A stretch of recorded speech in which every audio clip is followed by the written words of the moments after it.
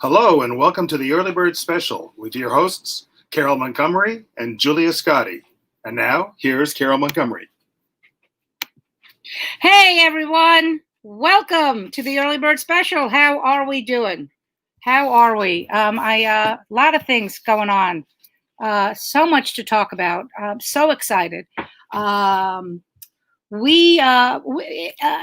First of all, I'm very excited about this. I need to show everybody this because if you're going to wear a mask, why not support your rock band? So this is my new mask, and I'm so excited about this. So now when I walk down the street, I can do devil horns, and well, for me this. But anyway, welcome to the Early Bird Special. We are in month 572 of the quarantine. New York City, we're in phase 2. It's pretty exciting. I haven't gone shopping yet, but I do want to go. And the great thing is that for New York City, this is really great. Outdoor dining, even though for the last few weeks in Hell's Kitchen, you'd have never known there was a quarantine. Anyway, we are having a wonderful, wonderful time trying to bring back this city. Broadway is not coming back for a while, just to be sad for a moment. So anytime we can support our local restaurants. So I'm waiting to go have margaritas, Rosa Mexicana, but they don't have an outdoor dining yet. So anyway, I am rambling because it's very warm in my room and I have the fan on and I'm an old woman. So I'm gonna bring it over to Miss Julia Scotti, who my dear friend. Before I do that, let me just say that our guests today, when I do bring them on, are two of my closest friends, and Kerri, Louise, and Vicky Kuperman, and I'm sure we have a lot to talk about. So strap in, people, because it's going to be a fun show. So let's welcome Julia Scotti to the show. Hey, hi. Is Hoda here today? No, she is not. No, okay. She is not. I know you keep. I know you keep. I know. We're trying. We're trying. Right. I'm sorry. Today's show brought to you by Staplers. Today's show is brought to you by Vitamin Water, Zero Sugar Ice Baby. This is keep you regular. Cool blueberry lavender, and it's really delicious. So somebody is texting me now. Why is it that people bother? It's like nobody bothers me. My sister does that. And then as soon as I get on, get on, and at least it's not my son, because the last time, it was my son that was doing this. Hold on one second for a second. I have to just do something here. And all right. Do you want me to whistle or something? Yes. Thank you for your call. Is very important to us. Please hang on. Anyway, so yeah, I'm a little out of it today because it's been so hot, Julia. How have you been? I know. I mean, I went out walking yesterday, and about halfway through my walk, I went, "You really are stupid," because I went out like 11 o'clock in the morning, thinking I could beat the heat, but man, oh man, it was horrible. Today's nice though, right? Right. There's a nice breeze blowing. Yeah, I mean, one of the things about, and I'm sure everybody who's watching this knows this about all the gyms have been closed. And so Todd and I, Melanie Westlock, my dear friend, and also the photographer, more funny women of a certain age, she said, you guys can use our City Bike memberships. So thank God we've been doing that because, but it's been so fucking hot that, what? I can take heat. I've always been able to take heat. But when the humidity hits, I become 97 years old. I know. Well, I'm going to Nantucket this weekend, so I won't have problems with the heat. And gee, Julia, why are you going to Nantucket? Funny you should ask. I'm actually going up. The premiere of Julia Scotti Funny That Way was yesterday for the Nantucket Film Festival. But it's a virtual festival, so you can't, we're just going up to Nantucket. We're going to hang out with Susan Sandler and going to have like a little celebration, for the movie. That sounds like fun. That sounds... Yeah. Well, it premiered. Didn't it already premiere? Yesterday. Yep, yesterday. Yeah, it's out there. It crowned at about midnight yesterday, and it's out there now. We gave birth to it. 5 years in the making. It's such a great movie. It's such a great film, and I'd say to everybody, if you can, you should get it really. It's funny. It's such a great. It really depicts the life of a comic. Mm-hmm. And it's so poignant, and it brought me to tears, and I laughed. So well, I hadn't seen the final, and yesterday was, and I wasn't really going to watch it, but yesterday I watched it. She did a really just a magnificent job of cutting and the music and the animation. Oh, it's amazing. Now, here's my question to you. Will there be reviews? Do they do that at the Nantucket? I don't know how we've had a couple of articles about it already, and we're not a formal review, but the scene where I try to rescue Lincoln at the Ford's Theater. Meanwhile, nobody understood that joke, but the really? people. No, we're dealing with a lot of young people. It's Lincoln. Who doesn't know about Lincoln? Well, All right, I was trying to rescue Kennedy on Dealey Plaza. How's that?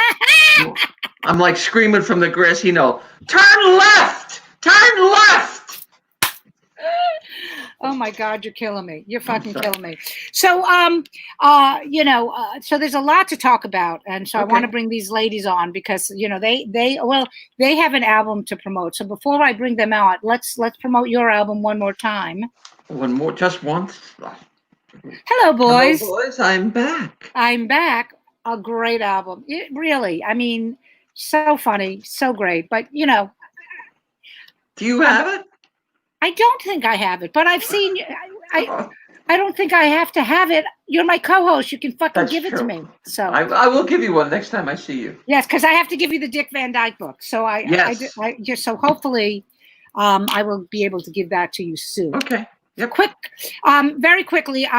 Good. Thank you, Vicky. I'm going to bring out these two young ladies. I'm going to do a little bit of a schmaltzy thing before I bring them on because these are two women that I guess you don't really know very well, Julia, but I know Kerri, not really well, but well enough to to love her. Yeah, and both of these women are just, besides they're great comics. So I have to say that, of course, but solid human beings. Like in Italian, Menches. Yeah, they're solid. I met Vicky Kuperman when during Hurricane Sandy, and she had posted online that she wanted to donate some toiletries and stuff and get something together.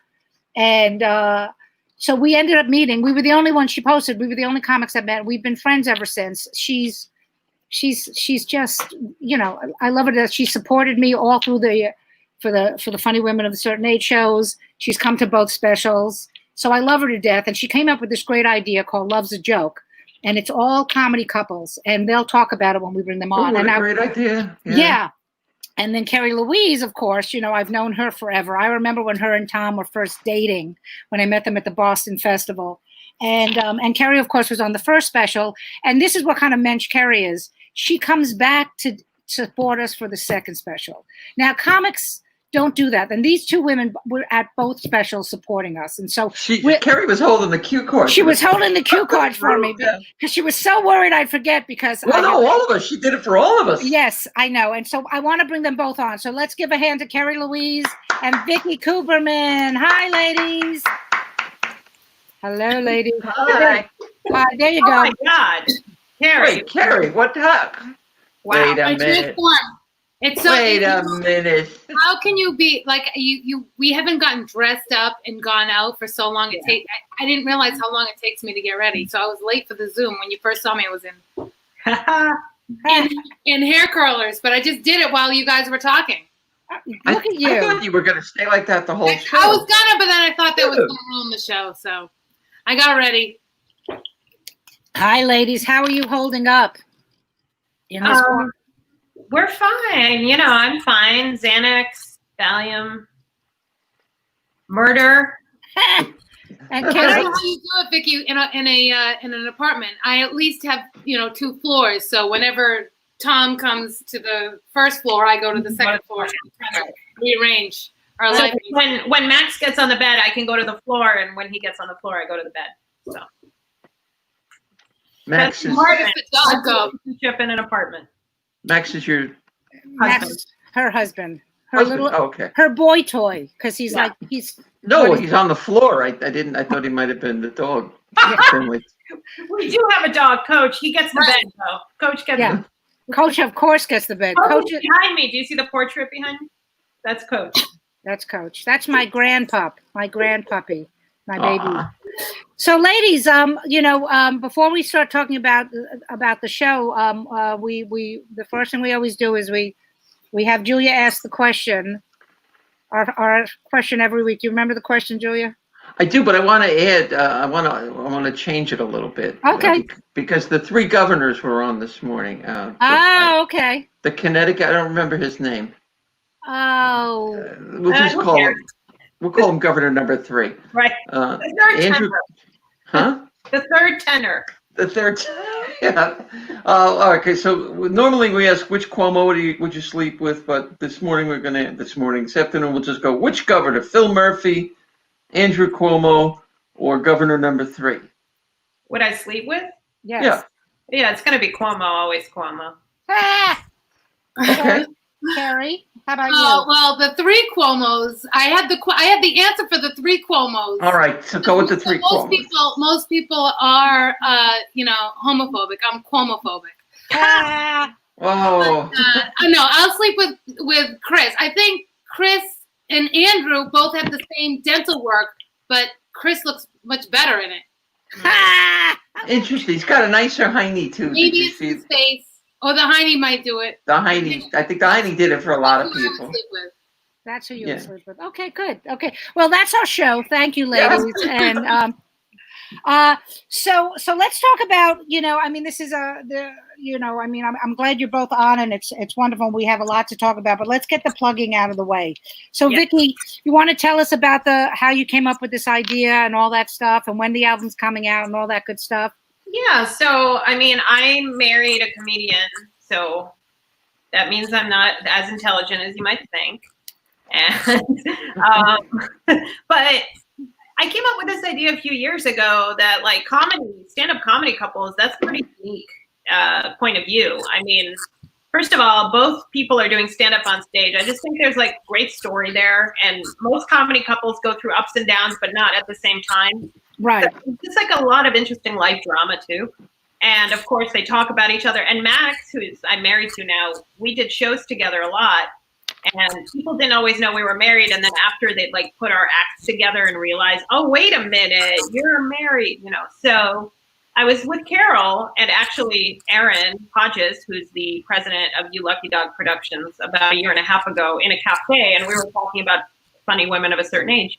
And I go, I have this idea called Love's a Joke, where it would be like a show and a tour and an album of all comedy couples. And Carole goes, go buy that URL right now. She's like, go buy it while you're on the train. I'm like, okay, I think the subway has Wi-Fi, so I bought it. I bought them all, lovesajoke.com, .net, .ru, .de, whatever. And then like we started the tour, and the couples are great. And like, I know we all joke we're sick of quarantining together, but I think it's fun when you can travel with your spouse and do the same thing and both make money. I mean, obviously there's the kid thing that Kerri could speak to that can be an issue, but we started this tour. We totally sold out over Valentine's weekend. Like Kerri, I was texting her Saturday night because we had a rotating cast. So all the people in this album were on the live sold out tour in Boston at Laugh Boston. Valentine's weekend feels like 8 years ago, but it was only like 4 months ago. And we had Burnett, Pauline, Al Ducharme, Nikki, Sunshine, Jamie Roberts, myself in Mexico, and Kerri, Louise, and Tom Cotter headlined the whole weekend on that Sunday night. They came from Connecticut. I'm texting her at midnight. The general manager's like, let's add a second show. We're sold out. We added like a 4 o'clock show. We sold 100 tickets in like 2 hours for that. Like at midnight. Wow. So it was the perfect weekend for it. It was a great proof of concept, but there is, I will maintain, my friend said this, spouses or boyfriends and girlfriends love sitting next to each other and hearing other spouses complain about being spouses. It's just like, it's just perfect. Yeah. It's a perfect American tour. So The album comes out with You Lucky Dog Productions this Friday. It's called Love's a Joke. Same couple, 4 couples, 8 people. It's great. It's going to be playing on Sirius, but I'd stream it and hear it all from beginning to end. And Kerri and Tom coincidentally headlined the album as well, just like they did our tour. It's actually, So are you touring in groups of 4? Or? Well, it's Well, when you can tour. it's going to vary. I mean, we had such momentum, obviously, before the lockdown. So, like, maybe we were going to get a theater in Palm Beach, and maybe we'd fly Tom and Kerri down. Maybe we'd do something, so it just depends. Because of the pandemic, we're all going to be divorced, so Right, we're going to have So it's. No, I just thought you would have road companies, maybe road companies of Right. different we have groups. to change the order, Vicky. I'd like to. We're going to have to, yeah. Maybe all the women can go on one, and all the men can go. But Julia, to your question, it was never 8 people on a night. So it was like me and Max and Bernie and Al one night, and then they went on to another show. So it's usually about 4 in a show. Okay, but you could theoretically split it off and send out road companies of different groups. Yeah, I mean, at every theater. I'd rather not be. I'd rather just make money in bed. Right. Well, wouldn't we all? Which But that was one of the things that we were all, and it also should be a TV special. But yeah, and we're pitching that. We're pitching that. But the thing is that unfortunately for everyone, this it's the same thing that happened with us. I mean, the momentum for Funny Women was we did the Today Show that Friday, that Saturday during quarantine. The ratings were great. I'm very happy that, but the same thing, like all of our, like we were supposed to do a big October tour, like a 2-week tour on the West Coast. Everything's been pushed to 2021. Right. Do you know what I mean? So it's unfortunate that we lost the momentum, but a good idea, I'm getting to the point here. Good idea will survive this. So I love the fact that the album came out for them. So now when we ever get back to live performance, you'll be able to go, you heard the album, now come see them live. Like that. Yeah. Is this the first album for both of you, or have you had others out? I've had 2 single ones and another compilation one. Kerri, you have one, right? Yeah, I have. My first one is called Yummy Mummy, and I'm having another one come out in July called Funny Mummy. Amazing. My friend Karen from Costa Rica, Vicky. Oh, Pura Vida. So she wants to know if the couples do stand up together or separately. So if I remember from when we saw it, you guys do it separately, and then they come. Is that what you did in Boston, where you came back on stage and talked? Well, Kerri, I mean, you can speak to this, but we did it separately, and then we did a very funny Q&A every night. It was a wild Q&A, very wild. But Kerri and Tom have a great bit together. Oh yeah. That's on Love's a Joke, right? Yeah. Yeah. So we coupled up, Tom and I, and we put that on the album, Love's a Joke. Mm-hmm. But when we did it on the road, we did it separate, or did we do a thing together too? We all did it separate then, but I think moving forward, especially after quarantine, we should have the couples do a little bit together. Oh, when you say together, are you talking about like a Stiller and Mirror kind of act? That's great. Well, you know what? It's time for that. Okay. Tom and I have been trying to do it. I'm sorry to interrupt. Tom and I have been trying to do it for years. We have an act. We do it. But in order for us to, like, we have kids too. So it's like we can't become an open micer and go out and work out our stuff together because we make more money separately and we have 3 mouths to feed. So it's so hard to come together. So whenever we get a chance, we do it. So we did it with Vicky. Lauren says hi to everyone. Hi, Lauren. Hi, Lauren. So, Kerri, like you and Tom have been in the business for what now? How long? 30 years for him. I'm just shy 30 years around. Oh, you're babies. You're babies. Julia, what do we Get back to us when you got some time in. Yeah. I mean, Julia and I, between the 2 of us, have done over 157,000. Lincoln. I was with Lincoln. Vicky is the baby of the group. I am. How long, Vicky? How long? Oh God, I don't have a memory in quarantine. Almost 15 years. So okay. Nothing. You're almost there. You're getting. Yeah. So let's just talk a little bit, because one of the things we love to talk about when we're doing this is, it's a female-based show because we want to bring out what it's like being a female in comedy. And I don't know if you've noticed this. It's been pretty wild what's been going on with Crystalia and Jeff Ross, and there's a bunch of comics. I don't. It's just fascinating. Chelsea Peretti, Vicky had posted this, is just like, guys, we see you. Yeah. All the guys, whether or not, look. I think we can all agree that the cancel culture is way out of control, and I'm not saying who's guilty and who's not guilty. I'm staying out of that. But what's shitty is that, and there have been a few guys that have stood up and said this is wrong, but the stories that I'm seeing on Twitter about these young female comics, it's blowing my mind. I don't know. Have you seen any of this? Do you know what I'm talking about? Yeah. Can you just fill me in on Jeffrey Ross? What's going on with him? Well, supposedly there's a girl out there who said that she was dating him when she was 15, and of course he denies it. And so is that the one where the girl was on tape saying that? Yeah, with pictures and. So I remember meeting her. Huh? I think I remember meeting her. Yeah. I was at those roasts, and I was at that goodbye party. Yeah. So it's so weird because, and that's one of the reasons, if you saw, I had posted the thing about why I had done Funny Women, in the beginning, because it's a safe space for us. But the stories I've heard, let's just talk about, I must have been very lucky, and I don't know. And Kerri, I'm going to go with you on this because, you've been with Tom forever. I was, yeah. And years ago, I met Jeff Ross, who wanted to kiss me. Really? Okay. So, but like, while you were with Tom, he took no like a no. Like he didn't take no right away, but he was like kind of, but that's just what it's like, Right. It's like some guy trying to ask you out more than once. He was a little more persistent than most. Right. But there were a lot of comics, but I mean, when I look back at my career, I mean, I think we've all, the line about, when you're on stage and then they'll make a comment when you get off, like a shitty comment. I mean, we've all gone through that, but some of the stories I've heard are, have you been following the thing with Kira Sultanovich? I think she's trying to get all these guy comics to say something. Right. And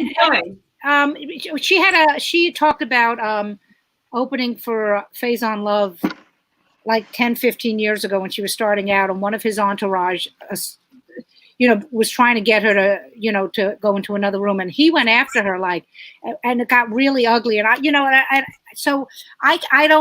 know Faison, and I'm not saying anything about him, but the fact that he jumped so fast makes me go, why are you jumping so fast? Because to me, I know Kira.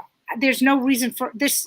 Of course, he's like, you're just trying to get, attention. It's like, women don't say things for attention. It's not good attention. Do you know what I mean? So I'm just curious, what in both, and she knows that it could ruin her career, because look what happened to Louis C.K. and those girls that came out and said, right. So that's what I want to talk about today. Let's, everyone has the first thing is there have been a lot of guys that have stepped up and, in social media and saying what's going on with women in comedy, which we've all been through for years. Yeah. And but the big names are staying away from it. So I'm curious, Julia, everyone, give me an opinion. My experience is, unlike yours, so it's kind of something I have to sort of back away from, because I don't have that experience. I'm sorry. I'm not sorry. I mean, no. But have you, in the time that you've come back, have you ever had anybody dismiss you because of your age or because of your? Oh, sure. Oh, yeah. Oh, absolutely. But that's what I'm talking about. Is that it's this dismissal of, well, you're a woman, or you're in your 60s. I think the system in place is very against us, because, for example, to really get your chops, you have to feature a lot. Right. All right. So you have to drive like 200-300 miles, whatever. People do this, Midwest. And you usually don't get a hotel room. So it's very easy for guys to sleep in a guy headliner's hotel room. It's like these little subtleties. Mm-hmm. What, they're saying that word microaggression now with the Black civil rights movement, but it's true for women too. It's these subtleties and nuances. You won't see them unless you look. Like if I want to feature at Foxwoods, I have to drive back and forth 3 hours. I can't sleep I'm not sleeping in a hotel with Chris D'Elia. That's not going to happen. So it's like this system is built for men. Yeah. And, Right. Oh yeah, absolutely. And then if the woman headliner wants to help a female feature, it's either a woman's weekend or a woman's show. It's not Right. comedy, or they're like, no, you shouldn't because you're the woman. So it's like there's no one to help us. So that's why Carole and I and Kerri and Julia, we all have to do our own things. And right, and that's why we help each other. Pleasure than giving Kerri and Tom a hotel room, and Right. That's just great. I love it because that's how comics should be treated. Well, I remember. Oh, go ahead, Kerri. Yeah, well, I mean, a lot of times, thank God I married the headliner, but a lot of times it's like, all right, I'll work with them because I'll feature when I should be headlining, and I'll feature, and then they save on a hotel, and I get the booking. But it's like, but really, it's hard to get my name out there, because they know that they'll get the two headliners for the price of one, and they'll save on a hotel. So, but who suffers? The woman. Right. Mm-hmm. Yeah. Well, what I was going to say, my favorite story, I loved telling this story because it was reversal. So we were doing a gig up in Connecticut, and they would only give me a hotel room, and Mark Riccadonna was he opening? He was probably, no, he must have been opening for me. So he was opening, but he was also driving me. So I said to him, because I've, Riccadonna is like my brother, and him and his wife. I mean, he got married, and 2 weeks later, he was touring with me in Iraq. So we go back. So Riccadonna, I said you could stay in my room with me, and he was fine. You know what I mean? But I called his wife the next day. I said, "How do you live with this man? He fucking snores so fucking loud." But the funny thing is that people heard that he was in my room, so everyone thought there was a rumor going around that we were having an affair. Oh my God. Which is like, of all people, it's like, really? So what are you saying? He's like my brother, so I want to fuck my brother? What are you doing? But that's the way people think. Right. And that's why you don't know all the information, what's going on right now. Right. It's hard to have an opinion about what's going on but we know Kara, and we know that she's not going to want the attention, and she's a smart girl, and she's a strong woman. So yeah, and Kara Sultanovich's case, I don't see a reason not to believe her. Do you know what I'm saying? I don't. For some of these other women, I don't know, because maybe they think it will help them. You know what I mean? But very quickly, Karen has a great question, and it's about this. Have you ever had any freaky ass stalker situations because you are so visible? So, ladies, anyone? In person? Yeah. Or online? Online? In person? Online, I've had a couple of kind of weird things. Yeah. Really? Oh, yeah. Like what? Yeah, I will get like private. Now I'm going to get like 100 private messages. But just guys, hey there, and I have no idea who this person is, and how you doing, babe, and I just block them out. But I mean, yeah, it is creepy. I mean, it's creepy. That is so weird. I get creepy messages like every other day, like really weird ones too, like yeah, your tits to hips ratio is great. Like, I just make sense. Yeah, but see, I know my tits to hips ratio sucks. It's just like I would love really that bad. compliment. Come on, I would invite that. No, I mean, I get a lot of that stuff too. I just don't ever answer back, and I unfriend or stuff like that. But I've never. I don't answer back either. I block them immediately. But it's still the fact that they had the chutzpah to do it in the first place. Right. I had another one. It was, "You're no Diane Lane, but you're all right. Hit me up." Wow, talk about all the obscure. What year? What year did he do that? Like a year ago. Oh my God. Here's what's so funny. So some of you probably know this. I mean, you might have. She and her husband came to see the first tapings, Kerri. So you might have met her. I know Vicky and Max met her, but I'm very good friends with Danny Daniels, who is a big porn star, and she has a huge following on Instagram. So a couple of days, every time she mentions me, like a couple of days ago, she listed her favorite comics, and I was on the list. And all of a sudden, my DMs are like, "Hello, I would like to be your friend. Can you introduce me to Daniel?" And it's not even spelled the right way. Do you know what I mean? Like, oh, that's funny. And it's just so weird. And it is, and it's always somebody from Mumbai. I don't know what's going on in India that they don't. Are they not? I mean, it's just, yeah. Oh, speaking of, Ron Jeremy is now under fire for sexual. I know. Yeah. What? Yeah. The sexual harassment? Jeez. How is that even possible? Exactly. By the way, Wow. Laura Foreman says, "Thank God for you women." Thank you, Laura. That's very sweet.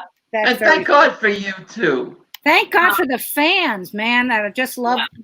So, yeah. So, I mean, the thing that I always want to bring out is, you know, if you know the person who's making the accusation, you know, you have to wait and see. I'm not jumping on any bandwagon with anybody because, you know, but I do know that just like with somebody who's in the highest office of the land, you know, a lot of sometimes people just say shit to say shit. In Kerri's case, I don't think that's the case, but I don't, you know, but there's so many women that the stories are just, and that's the thing that why it's important that we support each other. And why, like, I created my show because the women don't have to worry. You know, you just come in, you do your show. I'm not asking for anything but your talent. And it's so hard to find safe spaces these days. Do you know what I mean? And women, I don't think, I'm sorry to interrupt, I don't think women abuse like, Carole, you've got tons of heat. You have this show. I mean, you're not going to abuse your power. Whereas then I'm tired of these men abusing their power. Yeah. Oh, yeah. You know, it's just walking the border, you know, just not really, it's, you know, I'm not really doing anything wrong. But you are when you abuse that power, when you have a little bit of heat and you have a little bit of power and you start, you know, doing this crap. And that's where men need to, you know, cut it out. Right. Yeah. Mostly men, like women just don't do that. I mean, there are some women. I was going to say there are some women. They're often we know some of them. Yeah, they're often bookers or like club managers, the women, but for the most part, it's the men. Right. Yes. You know, sexually, do women abuse their power sexually? Is there a lot out there? You know, I could if I wanted to. All I have to do is just do this, and. You know. Kerri, I'll tell you a story offline. Yeah. Oh, wait. I think, you know, I know because I've been doing this a long time, like producing, and like when I was, you know, when I was producing the military tours, for example, you know, I know people who had booked those tours and were just ripping off Armed Forces Entertainment and the comedians and making all the money and then like throwing them like, you know, $50 or something. And I always remember saying to my husband, how could I possibly do that? First of all, these are my friends. Why would I do that? Why would I abuse my power by doing that? But there are people that are soulless human beings. So, so they're, you know, women tend to not abuse power because we don't get it a lot. Yeah, exactly. Yeah. You know? We just want equality. It's like that civil rights thing. People are always afraid the marginalized group is going to want to like suppress them. No, we just want you to get out of our way. Right. So, you know, I mean, it's interesting. I'm curious. Nobody's asking questions about this, but that's okay. Oh, this is what Lauren said. This is very funny. We should make the men give us a foot rub. Yeah. I would take that over a blowjob anytime. Okay. The stories I'm hearing about club owners and some male comics infuriated me. Yeah. Yeah. There's some, you know, and I'm not, like I said, this isn't the place. I don't want to do that. I'm not going to out anybody. We've all had our little incidences. So let's go to something light. So let's do this. I'll ask both of you the same question. Who inspired you? And whether it's famous or not, and did you get to meet them if it was a famous person? Kerri? Well, when I was very little, I wasn't allowed to watch Saturday Night Live, but I walked by the TV. I was, I got to stay up late because I was over a family friends, and my mom, they were all watching it, but we had to go play. So I snuck in, and I remember hearing this voice, Gilda Radner's voice, and she was doing her bit. I didn't know what it was or understood it, but I was like, I want to do that. I couldn't. Oh, wow. I just stopped playing Monopoly or whatever I was playing, and just stared at the TV. And I still couldn't. Wow. But that's how. Isn't that interesting? Oh, I knew that I wanted to do something like that. And then Carole Burnett. Yeah. I loved her show. Carole Burnett. I loved her show. But what I loved most was the question and answer at the end. Right. And that was basically her doing stand up. Yeah. And it's funny that you said those two women, because you're nothing like them, but I can see why I can see them in you. Do you know what I mean? Like in your stand up, because you're very physical and you make great face. You're this gorgeous woman, and you're not afraid to make yourself look silly, which both of them, and of course Lucy was that way. So yeah. She's my other girl. Yeah. Yeah. I would say that Kerri to me is our generation's Lucy. So if anybody who's watching this has a network show, put this fucking. You know, I just wrote a sitcom. I Love Lucy, about me and Tom, because we have the same. We're married. We're both in the same industry. I just wrote a whole treatment. I'll send it to you. What's it called? I Love Loosely. I Love Lucy. It's the modern day. Oh, it's Lucy. The sitcom is called. It's the modern day I Love Lucy, starring Kerri, Louise. That's interesting. That's an interesting. That's ballsy. I'll tell you that. That's gutsy. But it shouldn't be I Love Lucy. It should be I Love Kerri. I love Kerri. Yeah. So it's debate. You know, I'm waiting for the networks to make that decision. You know how the networks always. I know. You know. I know. Yeah, I want my name to be Kerri or Lucy. It's up to them. Yeah. I get it. I deal with it. This is all about a couple that swings called I Love Loosely. Okay, Vicky, who's yours? Okay, so, well, you know, I wasn't born in this country, so like my parents would watch TV here, and they started getting into like American stand-up, which we didn't have in the Soviet Union. We had storytellers, but often they sometimes didn't even write their own stuff. So like there's a lot of comedy in Russian entertainment, but not stand-up. So the first stand-up I ever saw on TV, and I think I wrote this in the comments of your show before, was Louis Anderson. Wow. And I was like, people do that? And the second one, which was the big inspiration, the one that made me say, women do that, was Wendy Liebman. Wow. And I did get to meet her and perform on her fundraiser in Boston 5 years ago. Oh. And she like gave me a quote about my comedy. I mean, she is, when you say mensch, like you need a new word for mensch, because she is so great. And you obviously told her that story that you wanted to meet her, right? That I must have, yeah, but I didn't want to be like too gushing, but I'm sure that that's nice to hear. I mean, you know, it's people don't want to gush, but then as a comedian, I'm like, no, gush, please, gush, tell me more. Yeah, she was on our show. She's wonderful. Yeah, she is terrific. But I think she inspired me first. Like I was really young, right? And you know, I think, you know, my style is not the same, but I think it's like she's a great writer, and you're a great writer. So I could see absolutely see where you get it. Why she inspires you. You were going to ask something, Julia. I was going to say, coming out of the box, though, we all tend to emulate our idols. You know, when we first start doing stand-up, that's the style we write in. Yeah. And then we eventually evolved into, you know, that 10-year period where we evolved into who we're going to be. Yeah. Well, in my case, you know, mine just changed altogether. But who were your idols, Julia and Carole? Julia? Go ahead, Carole. Go ahead. Well, you know, it's funny. I was just thinking about how I said to you guys how I can see pieces of who you wanted.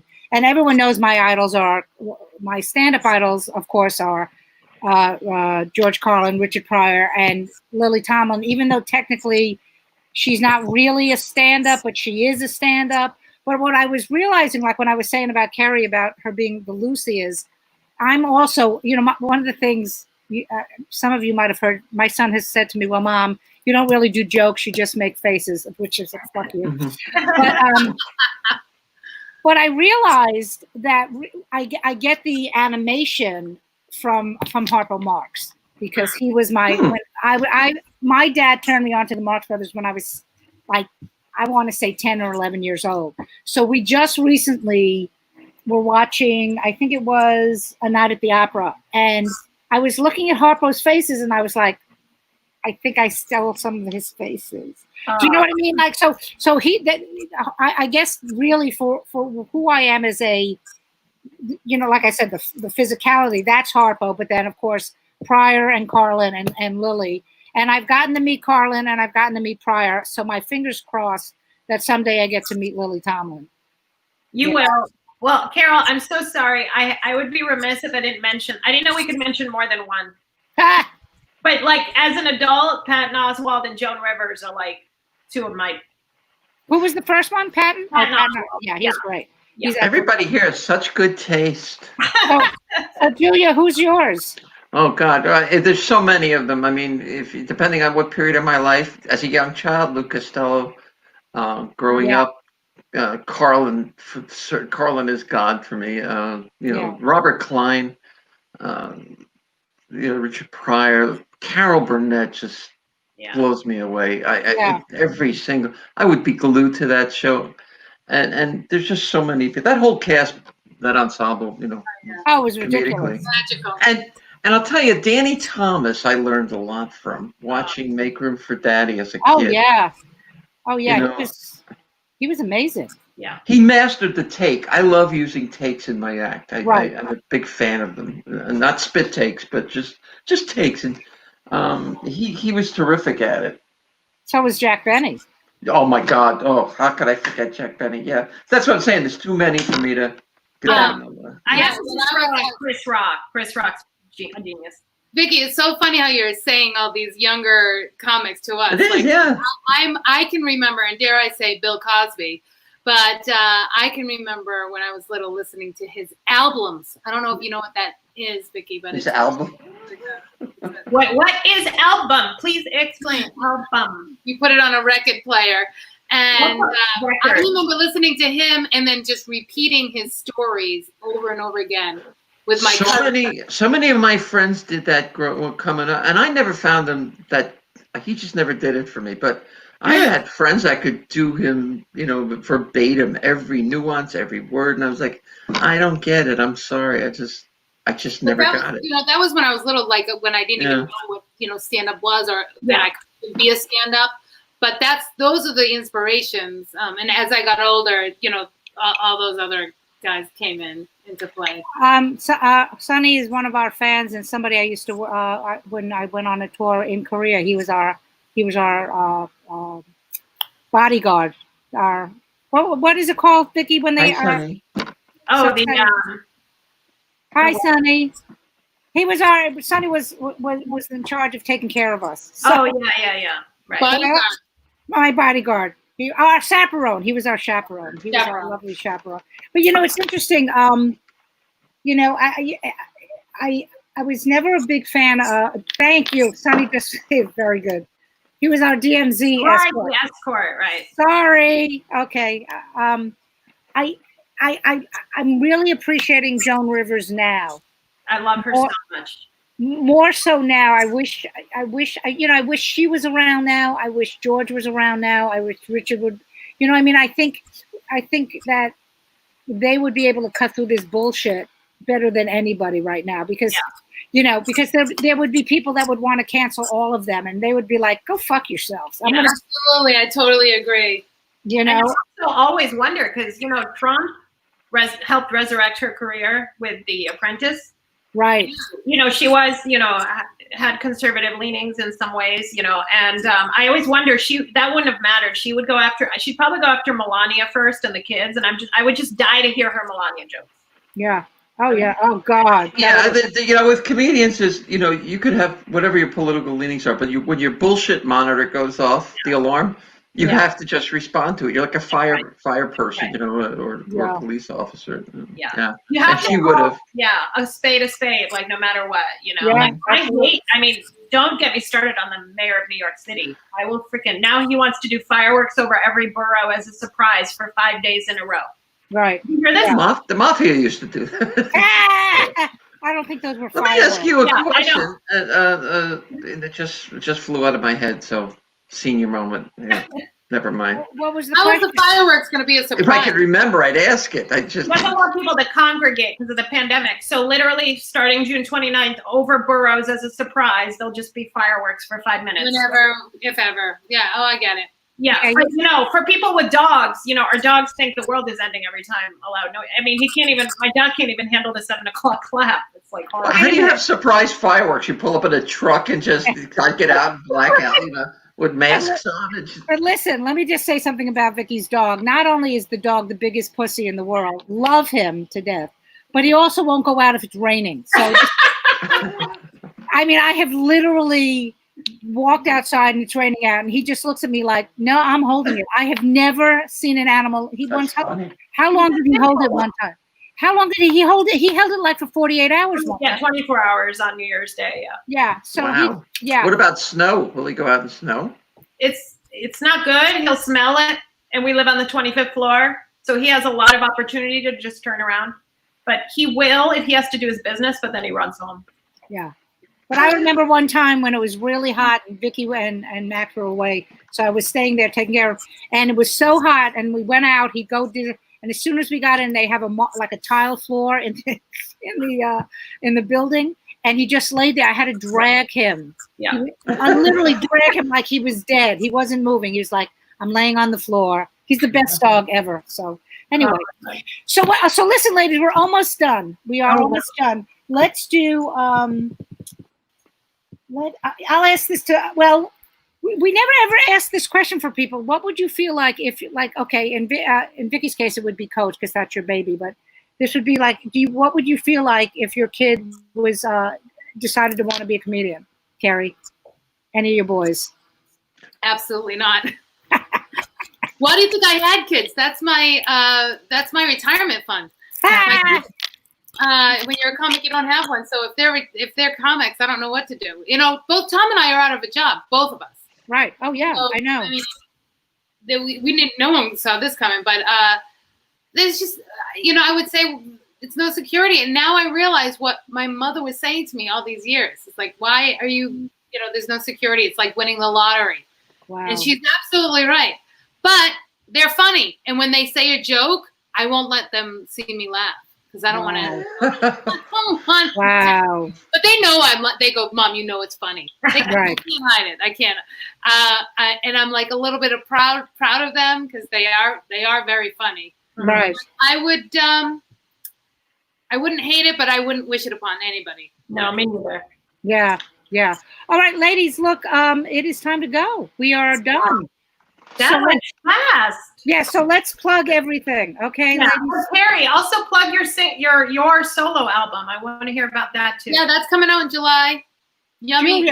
Julia, show your thing too, and the Nantucket Film Festival this weekend. Everyone, do you have your albums there? Yes. You have them? Yes. I don't. I have my Mommy Minute. That's my last episode is coming June 30th. Cool. 100 episodes of this. Wow. And it's really great. Apple Music. This is on pre-order right now. The more pre-orders we get, the better ratings we get on the day. And download Kerri's album while you're at it. In my new album is Funny Mummy. My old album, I don't know how many. My boys were 2 years old. They're 17 now. Yeah. So do the math. It's called Yummy Mummy. And I have nothing to plug except our two Showtime specials are still streaming. So please. Thank God for COVID. Did you get a lot of because the ratings went up. That's awesome. Did it really? That's wonderful. Yeah. So if anyone listening wants write to Showtime, write a letter, write an email, say how much you loved it. You know what I mean? Just because we want to keep doing these. So the more they hear from the people. How much you want to see comedy couples, and also I love loosely the swinging comedy marriage, the swinging couples. And a transgender version of the Golden Girls would be nice too. Oh my God, that would be fucking awesome. Julia, I heard your documentary is amazing. It is. It's Thank you. Be on the lookout for that. How can people watch that? How can people get that? They have to, for this film festival, they have to go to nantucketfilmfestival.org and buy an all access pass. Unfortunately, it's the only way you can see it. But we're hoping that we're going to have other festivals. And I got a call from the producer while we were on the air here, and That's she awesome. told me, well, she called twice. I have no idea. It's got to be important if she called twice, so I'm going to call her back. So. And just before we leave, this is my friend Val from Vegas. She's one of my dearest friends, and she said, "Thanks for doing this. These shows always cheer me up." The Zellers are some of the greatest people in the world. They're good. They're solid people. All right, everybody. I will let you all go. We love you. See you next week. Bye. Bye. Bye. Bye. Bye.